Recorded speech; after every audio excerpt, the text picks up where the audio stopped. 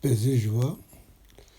Et après avoir vu le chapitre premier, le chapitre 2, et vu démarrer la première partie de toute la partie dogmatique de cet épître aux Hébreux, là nous allons aborder la deuxième partie de cet épître, la partie dogmatique de cet épître aux Hébreux, qui est en fait Jésus grand prêtre, fidèle et compatissant.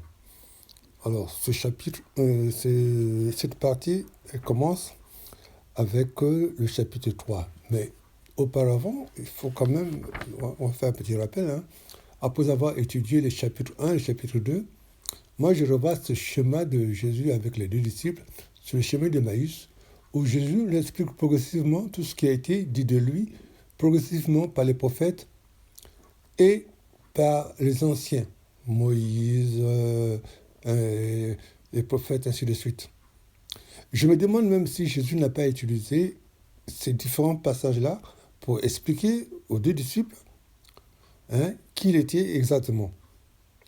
Alors, nous avons vu dès le prologue, et c'est essentiel de le comprendre, l'auteur nous dit, dès les premiers versets, après avoir à maintes reprises et à maintes formes parlé au Père par les prophètes, Dieu en ces jours, qui est présent, nous a parlé par son Fils.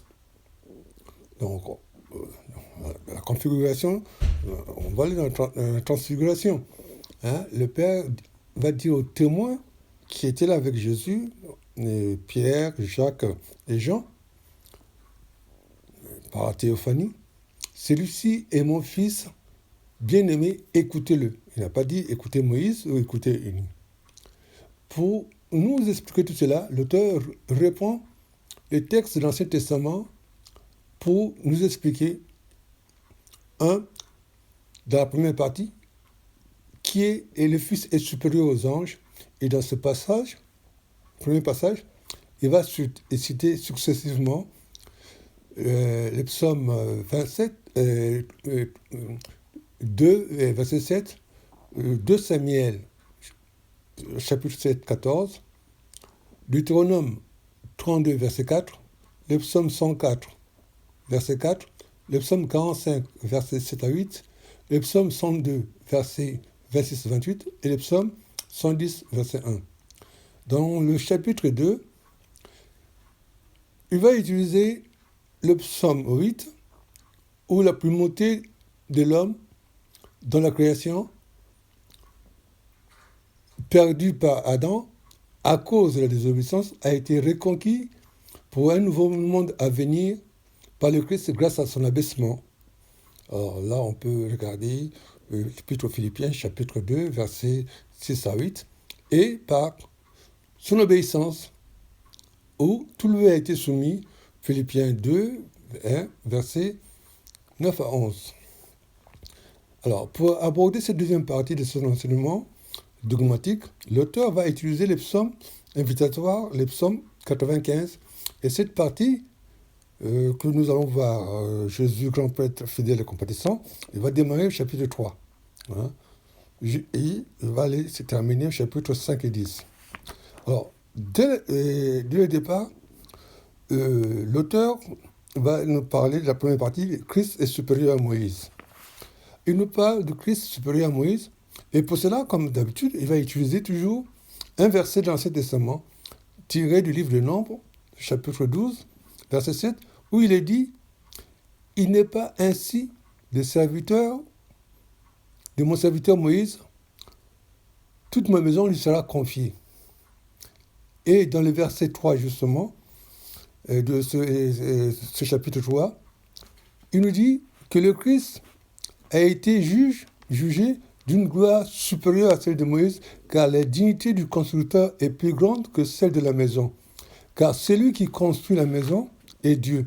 Or, Jésus est le fils de celui qui a construit la maison. Il fut envoyé pour sauver la maison. Jean 3, verset 17 et suivant. Et cette maison, c'est nous. Moïse a gardé et dirigé, mais il n'a pas construit. Or, Jésus le Fils de Dieu et les créateurs. Alors, dans ce chapitre, hein, 3, verset 5, au chapitre 4, verset 13, l'auteur il va nous parler de la deuxième partie qui est en fait, et qui sera la foi introduite dans le repos de Dieu. Alors, nous allons commencer cette partie. Ce qu'on constate déjà, hein, du verset 7 au verset 11, nous voyons que cette partie est en italique. En fait, ceci reprend un passage de l'Ancien Testament. Et ici, c'est le passage, le psaume 95, et nous sommes toujours dans la même logique, hein, dans le même type de raisonnement de l'auteur. Alors, il utilise ce passage, et ensuite il va expliquer cela. Hein. Dans le verset 14, d'abord, il va nous mettre en garde. Vraiment, c'est vraiment en garde, hein, d'avoir un mauvais cœur, hein, pour se détacher, lorsque nous nous détachons de Dieu. Mais il nous demande de nous encourager mutuellement chaque jour, tant que vaut aujourd'hui. Et d'ailleurs, on remarquera que ce mot « aujourd'hui », il est en italique, et afin qu'aucun de nous, hein, ne s'endurcisse, hein, par la séduction, hein, du monde. Car nous sommes devenus participants du Christ, et si nous retenons sans faille notre conforme en lui. Donc, nous n'avons pas à endurcir notre corps. Hein. Si nous reprenons le verset 15, hein, le verset 15, il nous dit ceci: « Aujourd'hui, si vous entendez sa voix, n'endurcissez pas votre cœur comme cela s'est produit dans la querelle. » Alors, l'auteur va faire un développement à partir de mots, vraiment un jeu de mots. Alors, la première chose qu'il pose, hein, verset 16, « Quels sont ceux qui, après avoir entendu, ont querellé ?» Il dit, mais n'est-ce pas ceux qui sont sortis d'Égypte grâce à Moïse? Ensuite, il pose la question, contre qui s'irrita-t-il pendant 40 ans? N'est-ce pas ceux qui avaient péché et dont les cadavres tombèrent dans le désert?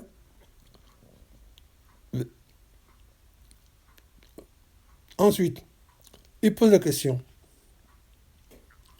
et qui dira-t-il qui n'entreront pas dans son repos, sinon à ceux qui avaient désobéi? Alors, la conclusion est terrible. Il dit, nous voyons qu'ils ne peuvent pas entrer à cause de leur infidélité.